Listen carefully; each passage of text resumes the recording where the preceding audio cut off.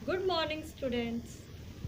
मैं आप लोगों की हिंदी लिटरेचर मिस मॉन्ट्रेसिया के ऑनलाइन क्लास में एक बार फिर से आप लोगों का स्वागत करती हूँ। आज हम लोग चैप्टर 2 कश्मीरी सेब का पेज नंबर 15 को पढ़ेंगे। ठीक है, तो ये आप लोगों का है पेज नंबर 15 और कल पेज नंबर 14 का लास्ट जो लाइन था वो क्या था कि दुकानदार से लेकर मोल भाव करके आधा किलो सेब उससे मांगते हैं। आज उसके आगे का लाइन इस तरह से है। दुकानदार ने कहा, बाबूजी बड़े मज़ेदार सेब आए हैं, खास कश्मीर के, आप ले जाएं, खाकर तबीयत खुश हो जाएगी।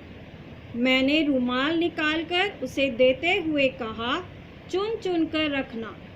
दुकानदार ने तराजू उठाई और अपने नौकर से बोला, आधा सेर कश्मीरी सेब निकाल ला, चुन कर लाना। नौकर 4 सेब लाया।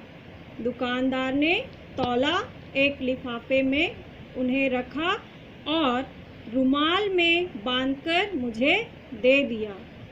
मैंने 4 आने उसके हाथ में रखे। तो इन पंक्तियों का अर्थ ये हुआ कि दुकानदार जो है वो अपने सेब की खासियत को बताता है। वह लेखक से कहता है कि बहुत अच्छे सेब है, यदि आप इसे खाएंगे तो खाकर आपकी तबीयत खुश हो जाएगी, यानी आपको बहुत अच्छा लगेगा।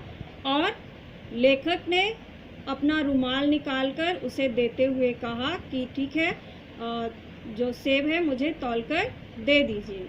दुकानदार भी जो है तराजू उठाकर अपने नौकर से सेब लाने के लिए कहता है और 4 सेब जो है लेखक को एक लिफाफे में रखकर और उसे रुमाल में बांधकर दे देता है। नेक्स्ट लाइन है, घर आकर लिफाफा ज्यों का त्यों रख दिया। रात को सेब या कोई दूसरा फल खाने का कायदा नहीं है। फल खाने का समय तो प्रातः काल है। आज सुबह मुंह हाथ धोकर जो नाश्ता करने के लिए एक सेब निकाला तो वह सड़ा हुआ था। 1 रुपये के आकार का छिलका गल गया था। समझा रात को दुकानदार ने देखा न होगा। दूसरा निकाला मगर वह आधा सड़ा हुआ था। अब संदेह हुआ, दुकानदार ने मुझे धोखा तो नहीं दिया है। तीसरा सेब निकाला, वह सड़ा तो न था मगर एक तरफ दबकर बिल्कुल पिचक गया था।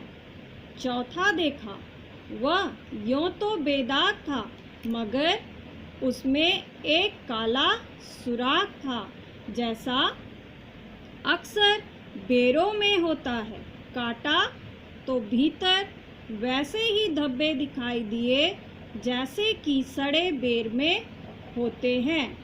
एक सेब भी खाने लायक नहीं। 4 आने पैसों का इतना गम न हुआ जितना समाज के इस चारित्रिक पतन का। तो उसके बाद क्या होता है, लेखक सेब को लेकर घर चले आते हैं। तो रात का समय था इसलिए वो उसे नहीं खाते, क्योंकि रात के समय फल या किसी भी तरह का फल खाना जो है उसका नियम नहीं होता। कायदा का अर्थ क्या होगा, नियम। तो सुबह वो हाथ मुंह धोकर जब नाश्ता करने के लिए एक सेब निकालते हैं तो देखते हैं कि वो सड़ा हुआ था। 1 रुपये के आकार का छिलका गल गया था। कहने का मतलब ये कि सेब का आकार जिस तरह गोल होता है, 1 रुपये के सिक्के का आकार भी बिल्कुल वैसा ही होता है। तो एक सेब जो है पूरा जो है बर्बाद हो गया। तो उन्होंने क्या समझा कि हो सकता है दुकानदार ने रात को देखा नहीं होगा। तो उन्होंने दूसरा सेब निकाला मगर वह सेब क्या था, आधा सड़ा हुआ था। अब तो लेखक को शक होने लगा कि दुकानदार ने जो है कहीं मुझे धोखा तो नहीं दिया, इसलिए वो तीसरा सेब भी निकालते हैं।